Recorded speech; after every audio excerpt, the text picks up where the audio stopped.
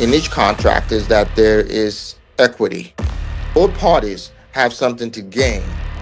Three, two, one. What did I gain? Simon, that's a lot of money. We sitting here looking at you like you were leading with your money. The problem is that people want to judge something they don't know. I can afford to take care of my wife. I can afford to take care of my girlfriend. Mhm. What's the problem with that? But if you want me to be quiet, I don't have that personality. What do you feel is the biggest lie that the public believes? There are a lot of very lazy YouTubers out here that want to collect checks without doing the work. In each contract is that there is equity, that both parties have something to gain or protected by the contract. This prenup is no different than any contract. And so when you look at this situation, what did I gain? I didn't gain anything. Somebody came into my life for 453 days and expects to be paid alimony for the 14 months that they were married, and they want to stay and take equity in a property they never even put any money up for. Our home is very important to me. It literally was what we both wanted when we envisioned the future. I would venture to say most people would not see that as equitable. And the fact that we continue to talk about it is kind of making us kind of look crazy, because the rest of the world is looking at like, you're married to this dude for 453 days and you want to walk away with all of this? I can say that now and be confident, and humble, but I can be confident in that. I don't care if the contract says that's what should happen, but what's fair about it? I mean, we can see both sides. I mean, some people have been looking at you like, well, Simon signed it. You know what I'm saying? Absolutely right. I signed it. But you have to understand why I signed it. Mm-hmm. Did it make sense for me to do what I did when I did it? My attorney told me, he said, Simon, you're not protected. I said, no, I love this woman. If that's what it's going to take for her to be whole, should there be a dissolution, I'm fine with that. So what changed after the 15 months? What changed was I realized that I was targeted. Oh.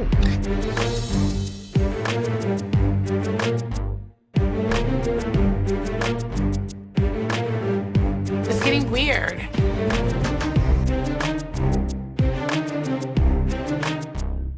I felt targeted. The way the divorce was handled, I was totally blindsided. We did not talk we didn't have an issue. We literally just came from Dubai. I don't know what was going on with her, but there was something just very unsettling. And one thing I always tell myself, if people are acting a certain way, at some point something is coming up. You'll find out. So in the back of my head, you're here in Dubai. We're here to complete your golden visa process. We're here to take your brand, globally, because that's what I do as a husband. I want to uplift. I want my wife to be on the next level up. Mm-hmm. I'm not just trying to be the only person. No, I'm like, okay, what do we need to do for you as well? Mm-hmm. And so I saw the Middle East has been in the middle of the world with so many great things happening. So many great things, fastest growing economy, all the brands in the world, every brand you could imagine are right in the Middle East. Is the new Europe, is just what it is. Mm-hmm. And if you don't believe me, your president, the first overseas trip he took, he came to the Middle East. My president. Okay, your president. Okay. So obviously there are great things that are happening in this part of the world, and I saw that. I saw that when we came for our engagement photo shoot.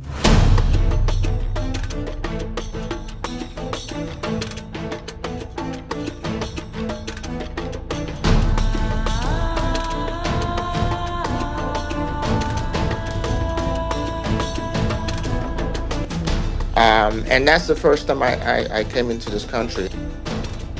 And I was looking at all these cranes, and I'm like, what are they building? Why is everything doesn't seem to stop, and everything is just great. Everything is just over the top. Mhm. And the more I looked, the more fascinated I became. The more I wanted to be a part of this, what was going on here. And so my path to doing that is, okay, how can we be a part of this? Well, for my wife, she's a public figure. She has this brands. Okay, we can get these people to work with her and, take her brand into a different market. Mhm. And in order for us to do that, we have to be legal residents here. And so before I even got residency, I made sure my wife had residency. Mm. So now you both are residents of Dubai. Yes, we are. I'm having breakfast. I just started running in Dubai.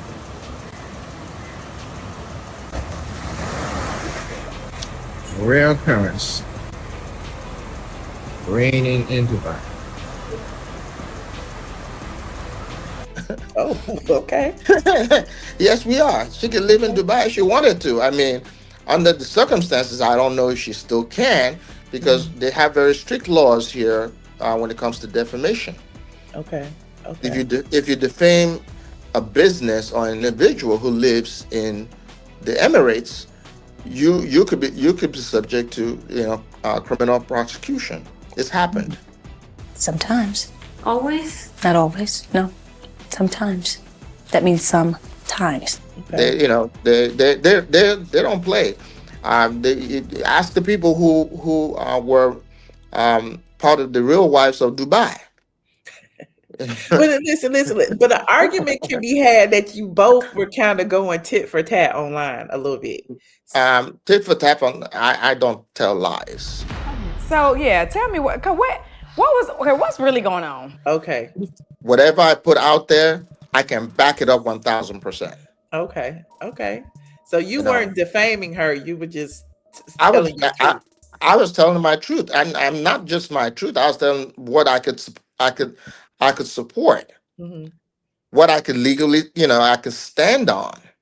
Okay. I get that If I because she had a bigger platform than you at the time. And I see you trying to use your platform as your voice, because at the end of the day, this is what I saw. I saw that party basically saying, or putting out there, I don't know if she was saying it per se, that you were a scammer, that you was broke, that you didn't, like when you were under Shamia's thing saying, congratulations to Shamia for the first housewife with a Rolls Royce or whatever. And then she came back under there. She's also the first wife with a husband that don't have credit So right, it's like, so she was baited, basically. I've been with this woman a couple of years.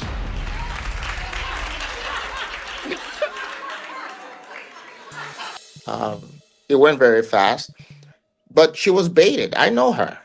Mhm. So I knew she was going to respond. Well, it could have been a scheme. And she did, and also confirmed that, it went to that confirmation that I had that this was I was being scammed here.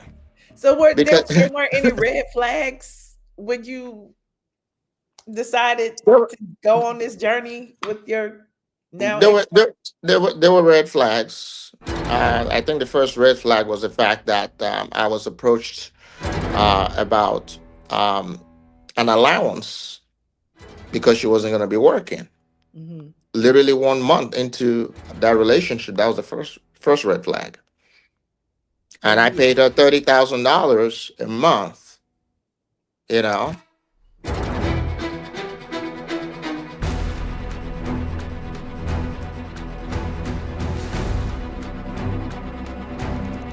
3, 2, 1. Happy New Year!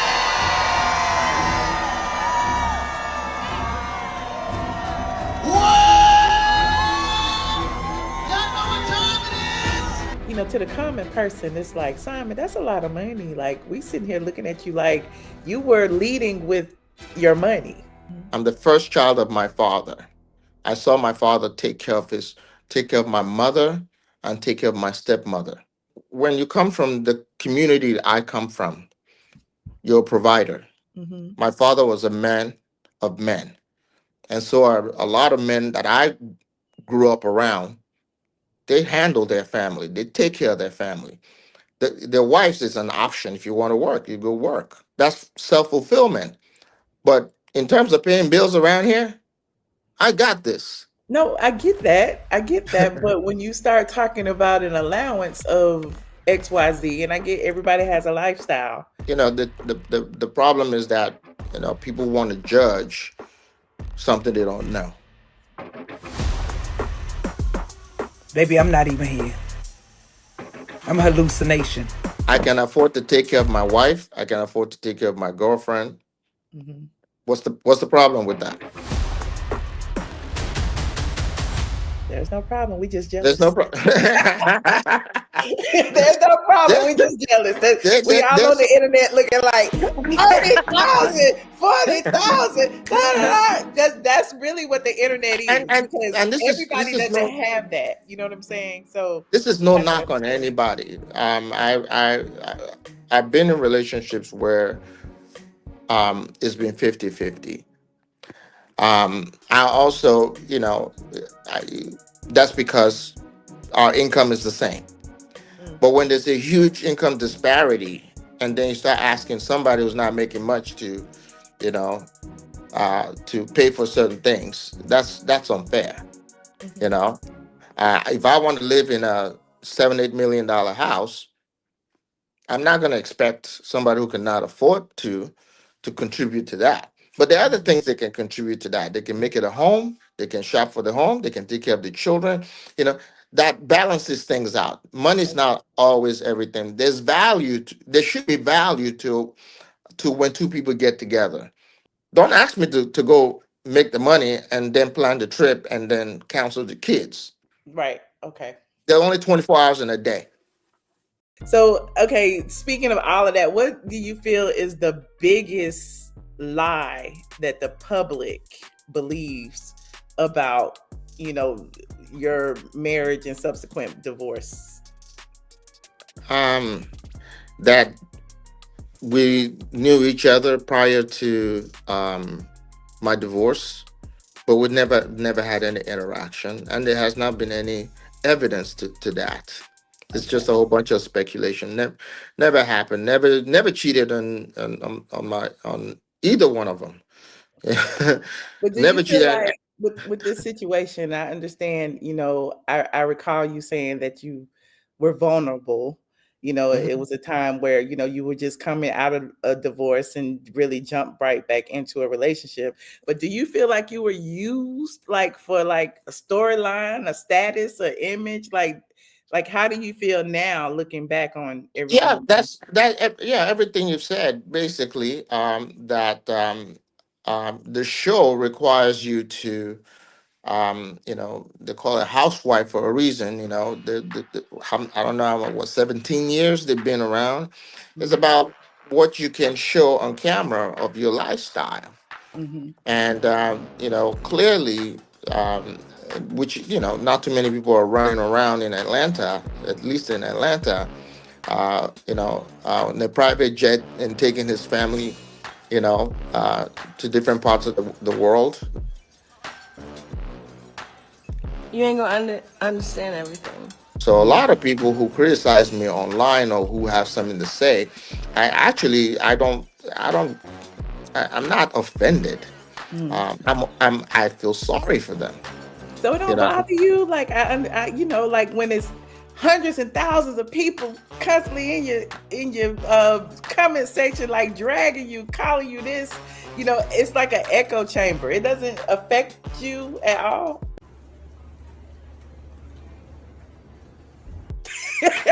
You from looking the at me like person what? from the person with the iPhone version 2, living in their mother's basement, while I'm Okay. on a private jet in a different country, in a 6-star or 7-star hotel, and you think I should be bothered?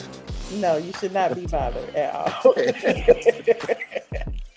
I could be bothered, but it's just the whole perception thing. I'm a blogger and I see it, and I just, I and it I bothers me. I would say it bothered me, but I always see certain comments as a teachable moment. I use my social media to educate people, to open their eyes. And obviously, I'm very empathetic to their situation as well, because the a lot of people are toxic and they don't really understand why they're toxic. You're toxic because you don't have a job you're happy about. You're not happy about what's going on in your household. There's so much going on. There's so much going on in families that they tend to want to bleed on the next person. Okay, honey.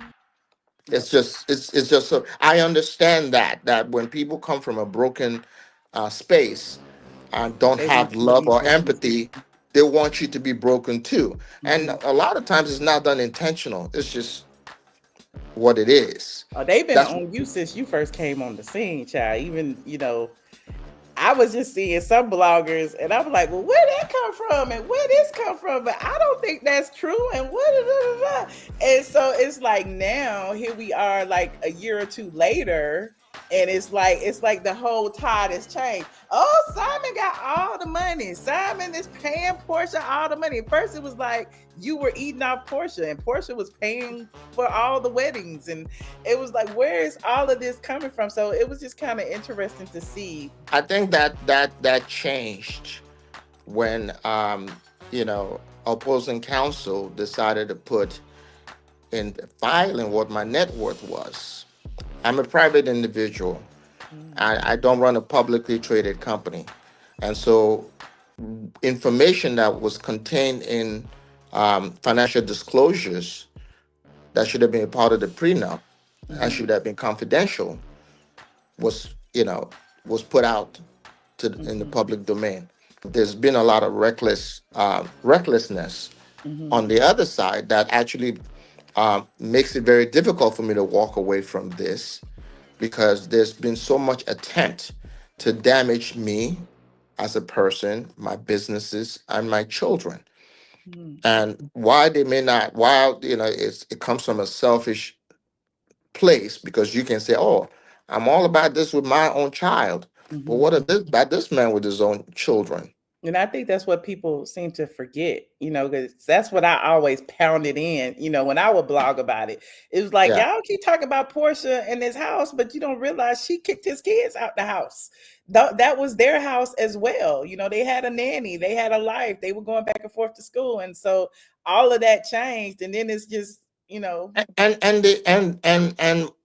when you provided an opportunity to show empathy, you can't even do that when one of my exes calls about my son's bookshelf with his collection of anime that he holds very, very dear to him. And you use that opportunity to offer up to pay a month's child support and come take the paperwork, well, not even the paperwork, to come talk about it in court. Any other expenses that you've covered of his work order? Yes, I paid his child support for his two sons. And I also paid maintenance for the house. So that's outside of utilities as well. To use your words, everybody's guilty in this situation because she didn't have to accept it when it was offered. But she accepted it. She didn't like the narrative that came out of it. She should not have accepted it. But the fact that you accepted it, you now were dragged into part a of the situation. story. You're not part of the story. Yeah. This is Marsha right here, right?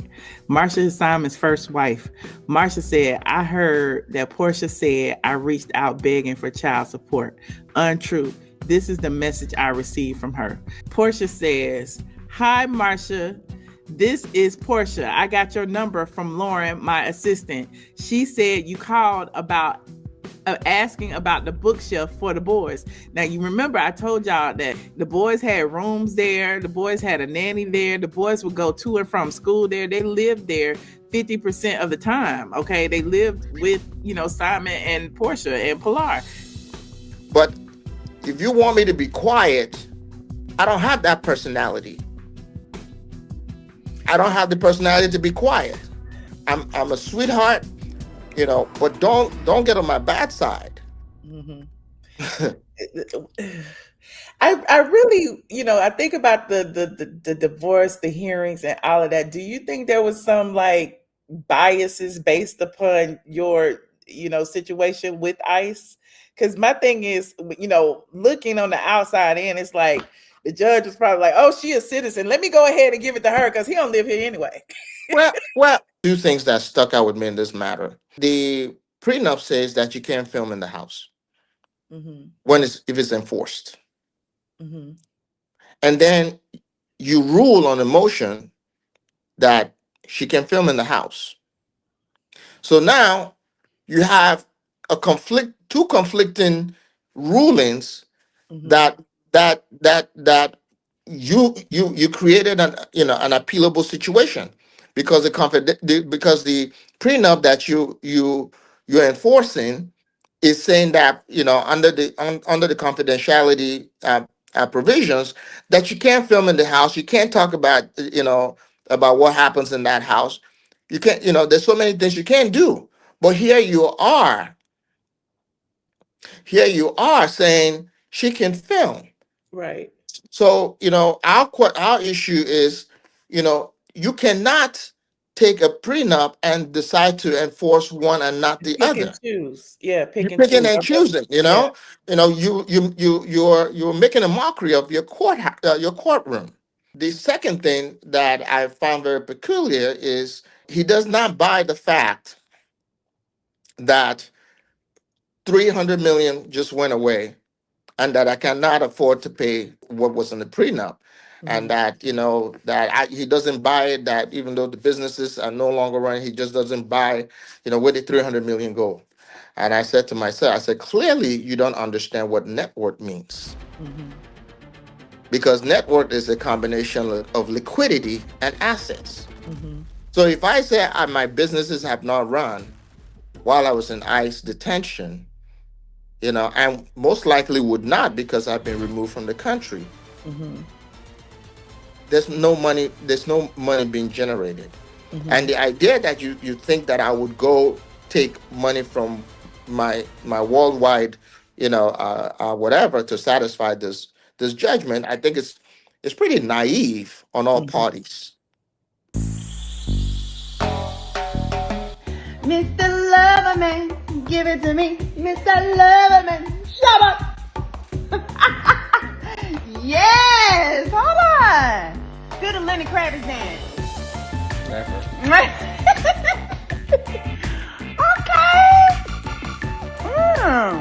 You gotta love somebody to let them do this to you. I just wanted to try it on. This is not cool at all. Yeah. There's also been, and again, I still have to review documents publicly that I haven't, but there was some speculation about her asking for a life insurance policy on you in case something happens. Is that something that you have to be enforced to do as part of the divorce? One of the things that I've always said about this matter, and I'm usually not in the business of advising people on especially opposing party on what they should be doing with their money or not doing with their money. So when your lawyer goes and drafts something like that, that basically is not enforceable, I no longer live in the United States. That's a fact, and a very public one at that. And the chances of enforceability is extremely low. And so me being in court and appealing and doing all of that, it's essentially it's just like me saying, I always said to myself, I don't want to go to my grave owing anybody. I don't want anybody saying Simon ran away from the judgment or whatever the case may be. Worst case scenario in this situation, worst case scenario, in the unlikely event that she's able to sell my house, I have equity there that will satisfy everything that has been sought. It's enough. So the idea that I'll bring money from outside to do this for the next 36 months in the hope that the house will sell in 36 months, I said, no. You go ahead and make all the payments. And if you're able to prevail, then you can take the money out of that. Mm-hmm.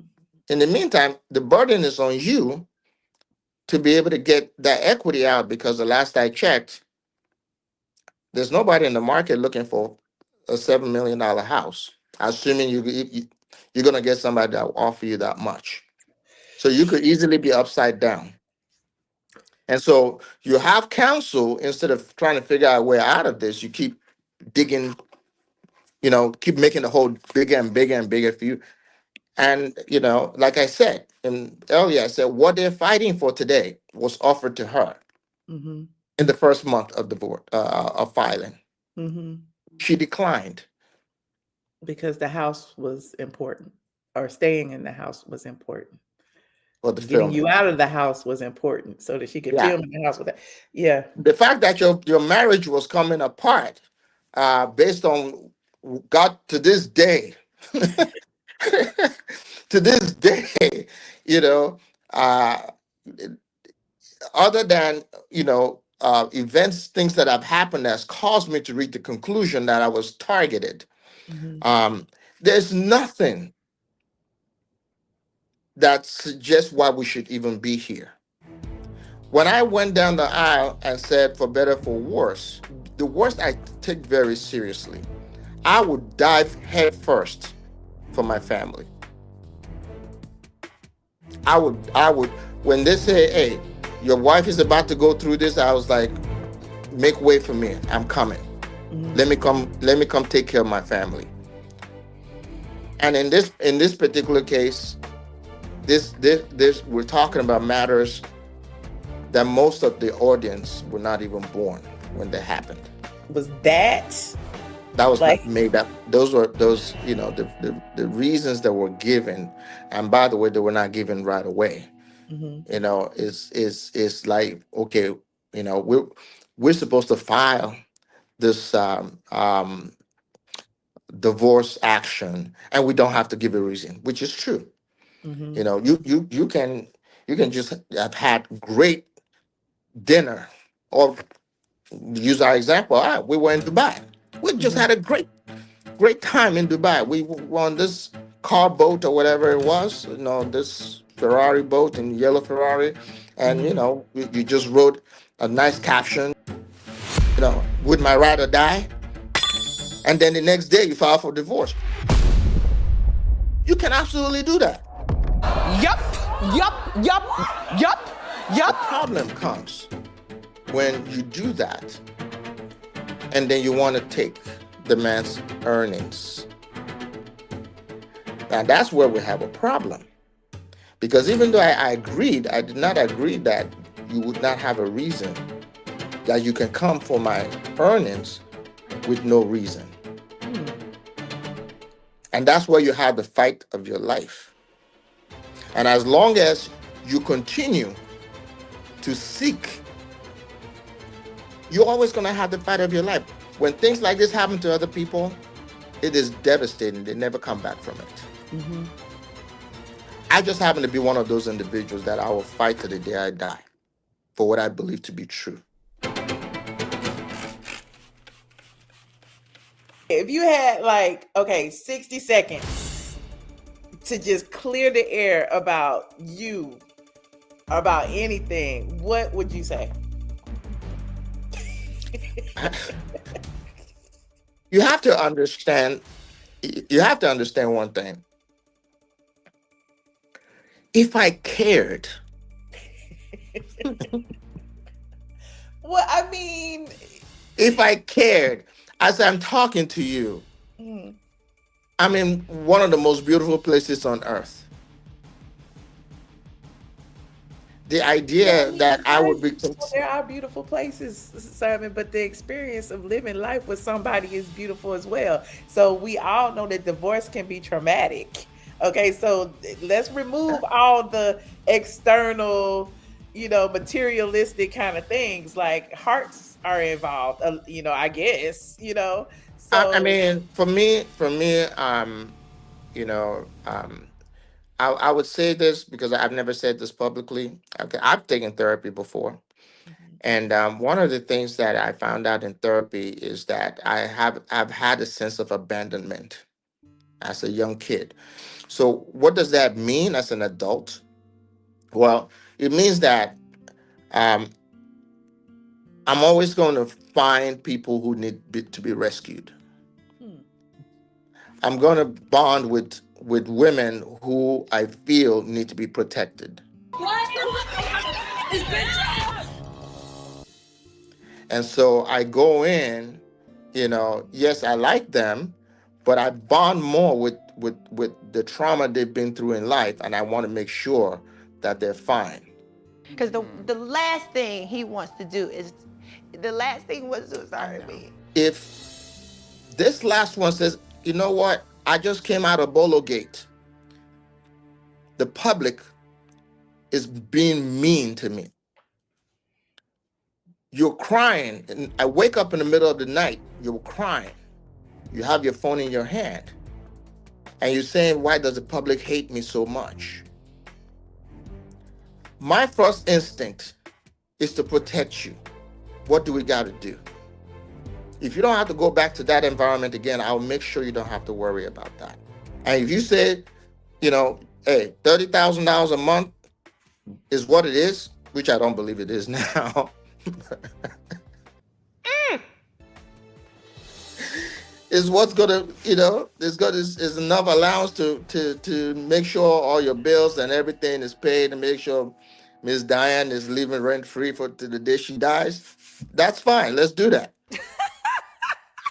Bitch. Out of all this, Miss Diane, the one who came out ahead, out of everything. Miss Diane got a new house. Miss Diane got. Let me stop. Yeah, but go ahead. I'm sorry to interrupt. A lot of these people, when you hear their history, they've been bled on for many, many years. They've been in very vulnerable situation. I asked you repeatedly, why are you filing for divorce? And you wouldn't tell me. And then weeks later, after I figure out what's going on, you want to come back. You start talking to my family. You start calling me. You start sending me text messages on how your daughter is feeling. I checked out already. You told me you couldn't. You told me you could not be trusted. You told me that we're not on the same team. And not only did you tell it to your family or whoever, you told it to the rest of the world that I didn't mean anything to you.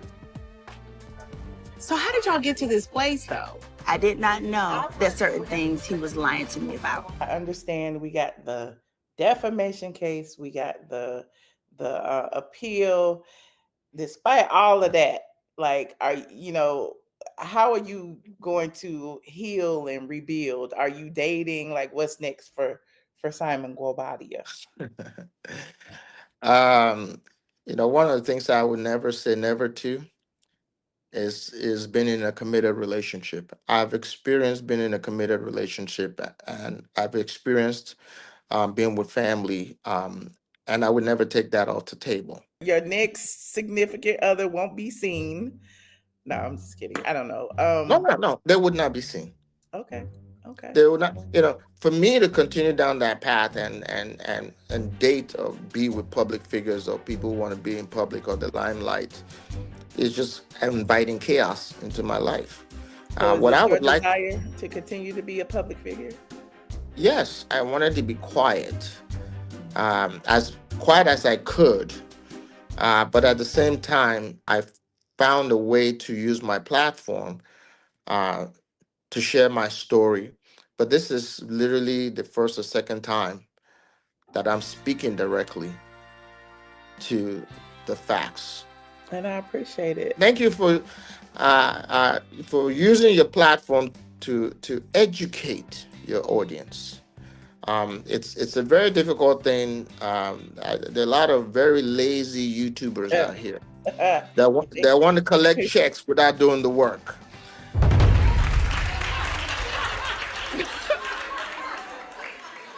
They want to plagiarize. They want to make up stories. I don't know what people think clickbait means. It means stealing. You're a thief. No, it means once we got your click, you can't take it back. You So can't take that. I can put anything in the headline and promise you whatever, but as soon as you click it and you realize that I'm not telling you what you came here for, you can't take I'll it tell. back. We've already, that's what. I'll tell this to other bloggers. When you report on somebody and you call them to be dishonest people, you don't have to look too far away from yourself. Mm. You're being dishonest when you tell lies and people click and you take their money. Mm-hmm. You're just as bad as who you're reporting on. I agree. 10 out of 10. 10 out of 10. Yep. I agree. And I like deep diving. Like I always say, I present the facts and then I will give my opinion. My opinion may be right or wrong. It can be what it is. But at the end of the day, I'm going to tell y'all and y'all decide on your own who you believe, who you don't believe, whose side are you on. I'm always on the side of right, but it is what it is. Well, don't stop being that. Okay. I certainly we appreciate you for being honest in a very, very difficult environment. So we appreciate that. Yeah, and I appreciate you, Simon Guobadia. Thank you for being open and honest as best you can. I didn't want to hit you over the head too hard, but I feel like we touched on a lot of things. When I agreed to do an interview, I want to do interviews that does not sensationalize the situation, even though the actions of the other person, has been egregious. They still have a life to live. They still have children. They still have families and things that they provide for. They may not have acted responsibly when it came to me, but I'm going to try and be responsible in how I tell my story. Now, if you stop talking about me and move on about your life and get out of my pockets, Michelle would not have to talk to me.